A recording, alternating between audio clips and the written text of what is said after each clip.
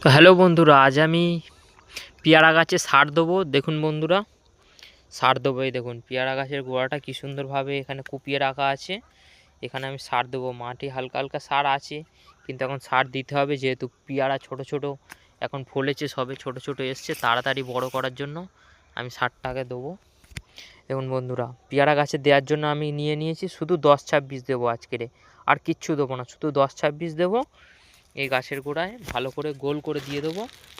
বন্ধুরা, আপনারাও যদি দিতে চান, এই দেখুন এইভাবে দূর থেকে দিতে হবে, কখনো গোড়ায় দেবেন না। বন্ধুরা দেখুন আমি কীভাবে সার দিচ্ছি। বন্ধুরা, সার দেওয়া হয়ে গেলে যেটা করবেন সেটি হলো, সার দেওয়ার পরে হালকা করে এর উপরে মাটিটা হালকা হালকা করে কুপিয়ে এর উপরে চাপিয়ে দেবে, জাস্ট, আর কিচ্ছু করতে হবে না।